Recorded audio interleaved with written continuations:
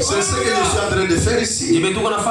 Je ne voudrais pas que quelqu'un manque au courant de la semaine. Je ne voudrais pas que quelqu'un manque ce sujet. C'est très très important. Nous devons comprendre les choses. Amen. C'est le devoir des pasteurs. Lorsqu'une telle question est posée, qu'ils résolvent ces problèmes et qu'ils répondent preuve à l'appui.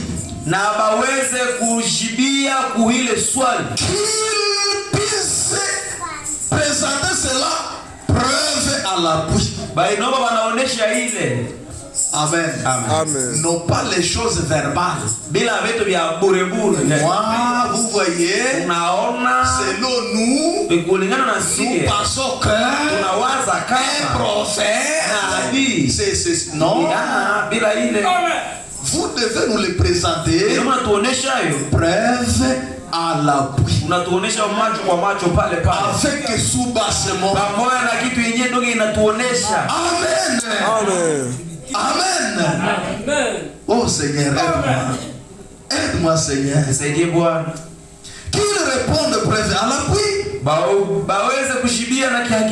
Afin que les gens comprennent. Les gens sont dans la confusion.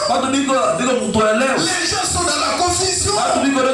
Chacun dit ce qu'il veut. Nous voulons comprendre. Mais ce que vous allez nous apporter, dites-le nous, preuve à l'appui. Amen.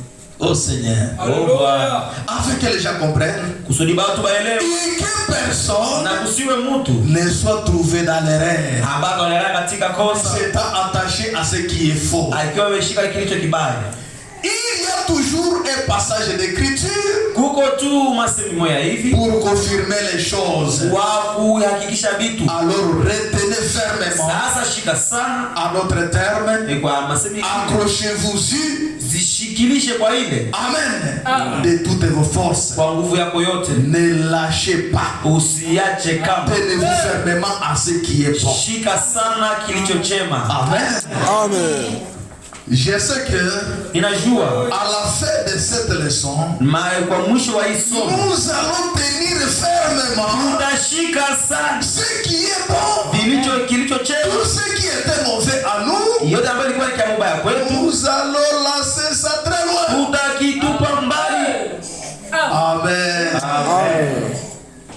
Amen. Oh Seigneur, aide-moi. Ce n'est pas toi qui le rejettes, mais c'est moi qui le rejette. Dans la prédication,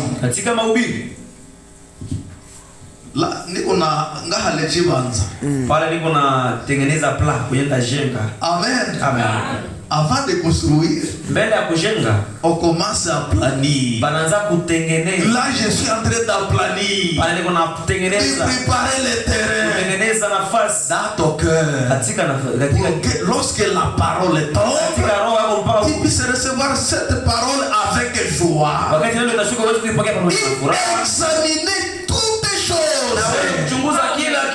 Amen. Amen. Dans la prédication, que ferai-je de Jésus appelé Christ? Que ferai-je de Jésus appelé Christ? Au paragraphe 164. Amen. Oh Seigneur. Oh Bwana.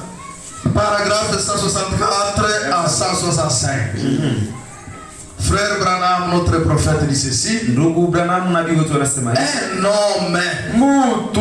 doit être sur ses gardes. Anaweza kuwa chonjo quand il a le sang d'un homme entre ses mains. Amen. Vous savez quoi? Nous sommes votre pasteur. Amen. Vos sangs sont entre nos mains. Franchement, Si nous vous prêchons ici des choses, des choses mauvaises, vous tous vous perdrez. C'est ça.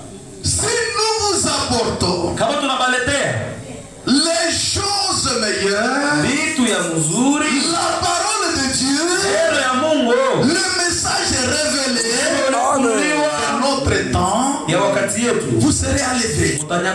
Amen. Amen. Ça veut dire que vos âmes sont entre nos mains. Vous voyez frère Branham, lorsqu'il est entré au-delà du rideau du